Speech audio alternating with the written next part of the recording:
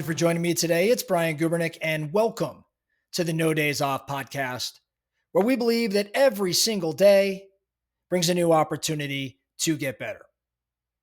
Peter Diamandis, a brilliant guy, teaches us or has talked quite a bit around his 4 key areas for great health and for longevity. Before I talk about those 4, who is Peter Diamandis? Okay. Peter, if you've never heard of him, is a rather influential entrepreneur. He's a scientist. He's widely recognized for his work in innovation and space exploration and just promotion of what I would call exponential technologies, including this idea around longevity science. In essence, extending not just our lifespan, the amount of time that we're on this planet, but our health span, the amount of time that we're in fact healthy during our lives. Peter's just a brilliant guy. He's partnered with Tony Robbins and a handful of other big names out there, and he's someone to follow. Peter emphasizes 4 key areas for health and for longevity that align with his mission, which is to extend the human health span. Now, these areas are often referred to by Peter as the longevity practices. And they encompass a mix of science, a mix of technology, and actionable health strategies. I want to talk about these 4, okay, and then do a little bit deeper dive into each of them. So today is gonna be about your health, but I think we have a tendency to overcomplicate things as it pertains to health, and I think Peter does a great job simplifying. What are these 4 key areas? What should you be thinking about? Number 1, mindset. Mindset is one of his 4 key areas for living a healthy life and extending your health span. Why does mindset matter? Peter firmly believes, and the science supports, that a positive, growth-oriented mindset is foundational for your health.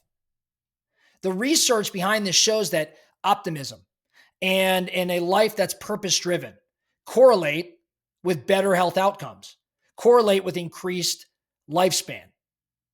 So when you think about mindset, what are these key practices here? It's things like maintaining a mindset of abundance and gratitude, setting big goals that give your life meaning, give your life direction, leveraging mindfulness and meditation or stress reduction techniques.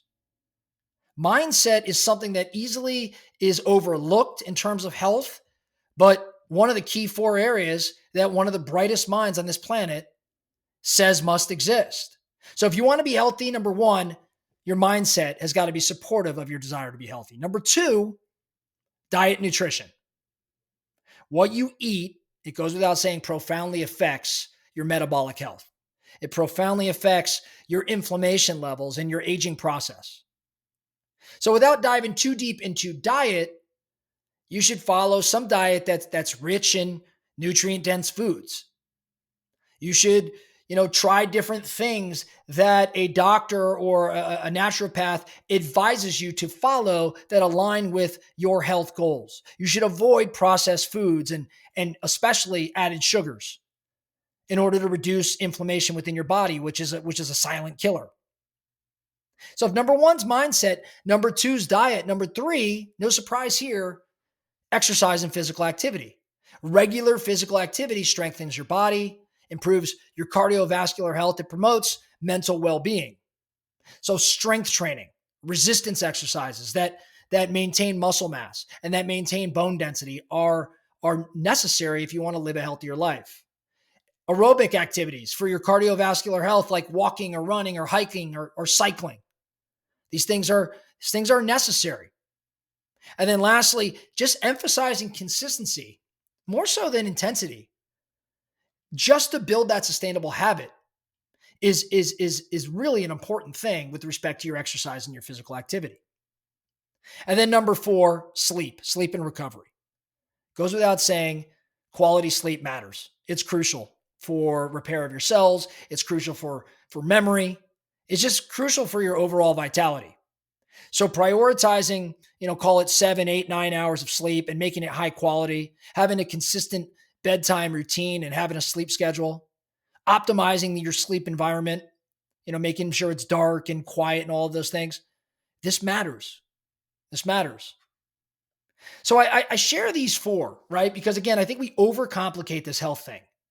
If you were to think about your health as you roll into this new year here in 2025, I want to challenge you to break it down or think about it in just these four key areas: my mindset, my diet, my movement, my exercise, and my sleep/recovery.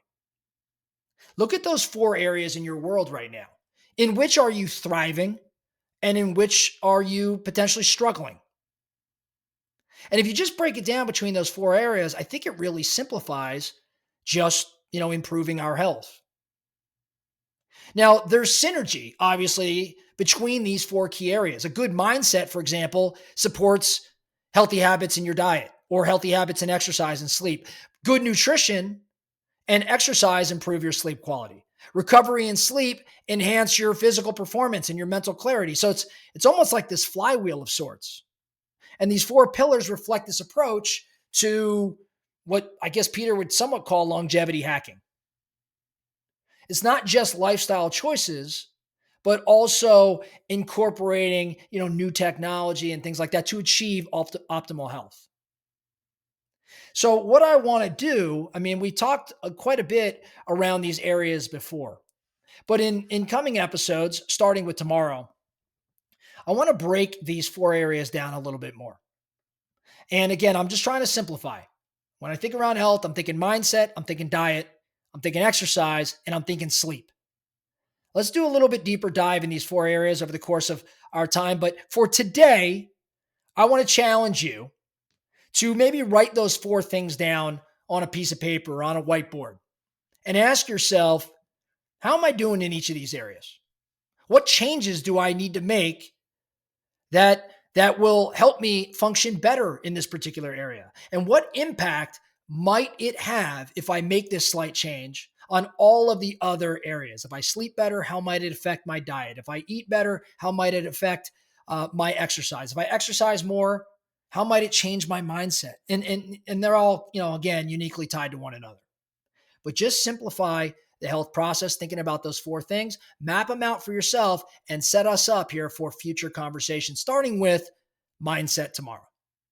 That's all I have for you today, the No Days Off podcast. Thank you so much for listening. And remember, every single day brings a new opportunity to get better. So let's get after it.